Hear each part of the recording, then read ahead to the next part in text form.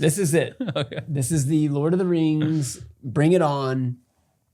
And that's a great thing. I'm excited. I'm Lord excited. of the Rings. Let's do it. The Gabriel Code is going to change the way that you watch movies. And we're going to apply the Gabriel Code to Lord of the Rings. So is Lord of the Rings, is it good?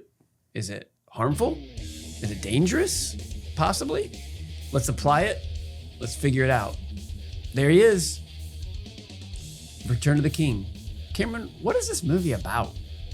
Oh man. Well, there's a few different threads happening. Actually, there's two main threads because the Battle of Helm's Deep in episode 2 ended, and everyone in that battle, Aragorn, Gimli, Gandalf, they all reunite with Merry and Pippin in Isengard after they just pillaged Isengard of all its evil. But then, so it cuts, and then they travel to Minas Tirith, which is the last bastion of men in Middle Earth, which is on the doorstep of Mordor. So they're preparing for battle there. And Frodo and Sam are still being led by Smeagol. But if you remember at the end of the Two Towers, Smeagol was saying, how do I get this ring back? And he's saying, she could do it. Maybe she could do it. And we're jumping back into their story. Smeagol's leading them to Mount Doom or their doom. And that's kind of where it takes off. I really loved how the movie opened. Yeah, we have an origin story for Smeagol. Yeah, I really as love one how, of the river folk hobbits. Love how that opened. I wasn't expecting that. Each movie opened with a nice, surprising, twisty kind of way. So, I mean, the first one, even though the books just open on, I think the books just open on the Shire, right? We're just in the Shire. But the movie gives you a really nice, it sets the tone for the whole thing. You get the prehistory, you get this battle that, took the ring from Sauron, and then, how the rings were created and kind of all the backstory you need to know. The second film opens on the mountains and it goes inside and Gandalf's fighting that Balrog, free falling. Yeah. And then the third film takes a quieter approach. You're just with these river folk fishing. That was crazy. And then they find the ring in the river. Yeah. That was awesome. And then Smeagol takes the ring and he becomes Gollum. Yeah.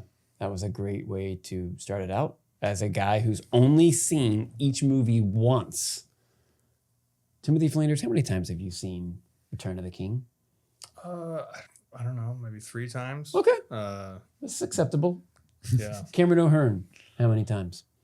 I want to say 9 times. 9 times. Probably. Return of the King. Okay. Trying to think back. Probably 9 times. So we have 5 principles to the Gabriel Code. Boom. 5 principles. Number 1, God must be on the horizon. Number 2, goods must be good. Number 3, evils must be evil. Number 4, human dignity must be respected. Number 5, human experience must be authentic. So the question is, yes. What's the question? The question is, do we have any dangerous or harmful aspects in this film? Are you worried about your financial future? Did you know nearly half of Americans who retire at age 65 are projected to run out of money during retirement? And what about long-term care? It's real and costly. Nearly 70% of people will need long-term care, with nursing home costs averaging over $110,000 a year. Don't have a plan? Now you don't need to worry, because there's Advocate Financial. Advocate Financial will help you secure your financial future. They have strategies to double your account value for long-term care protection. Imagine getting an extra $900 a month from Social Security. Imagine a retirement income that's guaranteed to last a lifetime. This isn't wishful thinking. These are real strategies that work for you. Advocate Financial is Catholic, family-owned and operated, and helps you take control of your financial future. Whether you want to lower your tax bill on a big payday or get strategies to give you strong stock market returns with zero risk. Go to CatholicFinancialGuide.com. Don't leave your future to chance. Talk with an expert today. That's CatholicFinancialGuide.com. Terms and restrictions apply. CatholicFinancialGuide.com. Here at Movie Crusade, we destroy bad movies. It's how we protect our families from the filth that Hollywood spews out. Gross image, I know. But if you want to fight back against the disease of wokeness and modernism, support the nonprofit that is bringing Catholic tradition to the world, Mass of the Ages. We produced 3 viral documentaries about the traditional Latin Mass, are training hundreds of priests to celebrate it, and are helping families all over the world attend it with our Latin Mass Finder. So go to massoftheages.fund to support the online resurgence of tradition. Go to massoftheages.fund. It's the only tax-deductible way to punch Hollywood in the face. That's massoftheages.fund.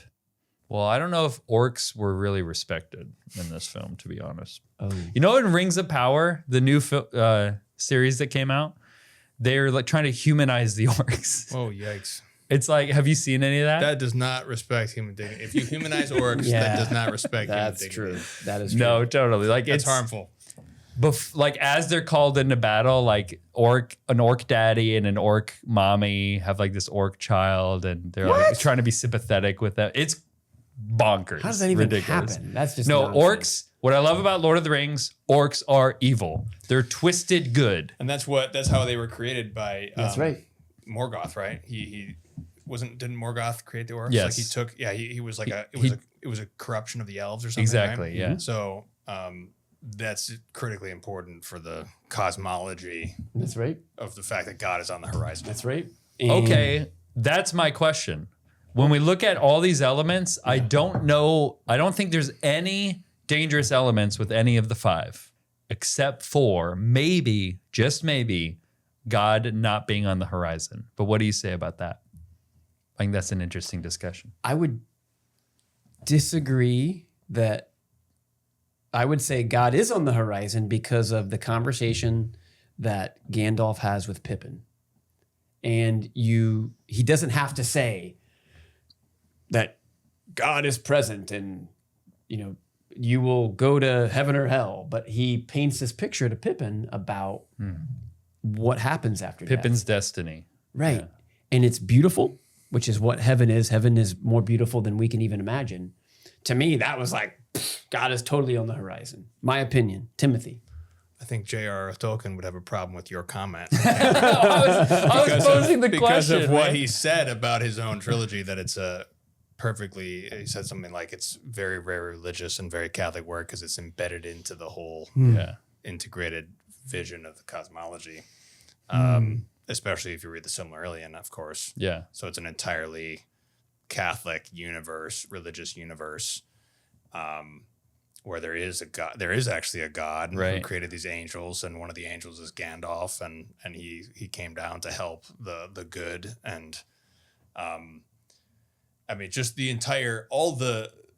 whole aspect of when Tolkien explains the Lord of the Rings as a critique of modernity and how modernity is using machines and magic for evil and for power and for industrializing and all this stuff, whereas the elves are like this good aspect of human nature. They're using magic for art. And that's their purpose, their use of magic and all this. But the only harmful element that I could think of was when they made Arwen into a feminist icon. Because in the book, Arwen is, she's like ambitious, and she becomes a Virgin Mary figure because she slays the Witch King, right? So she's a Virgin Mary figure in the book, but then she surrenders to her femininity at the end when she falls in love with Faramir. And there's a line in the book that's so beautiful where she says, like, it's something like, then Arwen put away all of her ambition to become a queen and devoted her life to growing things and giving life. It's some kind of beautiful feminine beauty thing where she becomes like a full woman because she had this ambition. But in in the movie, they took out that final aspect of her story, and then she kind of becomes this feminist thing because she says, "I am no man" and whatnot. So, Well, I think she said that because no man could kill. Yeah. So, but that's in the book too, right? I think so. Yeah. Yeah. So I guess the difference is that they don't go into as much detail on her submitting to marriage. But I don't think it's a harmful element. I think it's like, I mean, you could make that into dangerous. And like people, like there's like neo-pagans who like get into Lord of the Rings as like a pagan thing or whatever. But I think that that's just ridiculous that they do that. Isn't there a shot of her and Faramir in the movie? Yeah. Yeah. He like, it's like, it's implied. Yeah. They just, they don't have enough time to like, do everything in the book, obviously. So I think that's just kind of a minor thing potentially. Yeah, I would. Yeah. I think God is on the horizon because it is so implicit in everything. Like I think even they make certain parts explicit. Like sometimes they call on like the light of Elendil, which is a spiritual. It's one of the angels, I believe. He says Elbereth, right? Elbereth, that's which is the Virgin Mary. That's the feminine. That's feminine valor. Yeah, I think so. Yeah. In the beginning of the Silmarillion, they have this creation story with music, and there's one who puts disorder into the music, and it describes this great, triumphant theme that then this one named Morgoth wanted his own part to play a bigger role. And so it's like he's playing this like monotonous drumming, endless, he wanted discordant. His own will. He wanted to impose his own will. But then what he didn't realize was Iluvatar, God in the creation story, that was part of his higher will. So he wrote that into the third and final theme and wove it into something even more triumphant and glorious. I have a question because I haven't watched this film for a decade or so. Yeah. What was the very final scene in the movie? Samwise walking into his house. Oh, okay. Because my favorite line in the book is the final sentence of the entire book. When Sam says, yes, well, I'm back. He comes in and he says, well, I'm back. It's just like, I love that as like the whole saga, the whole purpose is to get back to your wife and kids. There you go. And like, which is what you want all the way through.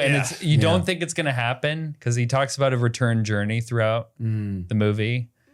And it's like, yeah, but this is one of those stories where I don't think it's going to be a happy ending. But when we get into ranking it, like I'm going to talk about this idea of eucatastrophe, which is when everything falls apart, that's at the moment that victory is achieved, and that's one of Tolkien's, that's a term he coined, eucatastrophe, good catastrophe. But yeah, the film, so I think we're on agreement. It's a good film. It's healthy. Yes. Watch it. I watched it with my kids. Actually, I have an 11-year-old and a 9-year-old. And we watched the first two movies at home. And yeah, the orc stuff is kind of scary, but what I like about it is like they know that's bad, evil stuff. I hate spiders. And spiders are evil. We all know that. Oh, that thing was nasty. But then before we watched the third one, it actually got re-released in theaters. So I took them to like a 10 p.m. showing. I remember when you did this. Yeah. It was like a 3 hour and some change movie. And my kids were riveted the whole time. It was a great experience. I remember when you did that. That's pretty cool. So yes, this is very good. Nothing dangerous or harmful. And so be it. I mean, there it is. Let it be. Let it be. As Enya said. Oh, I did not know that. It's one of the songs in the movie. May it be. This is the song. Okay. Thank you, Gabriel Code, for making this.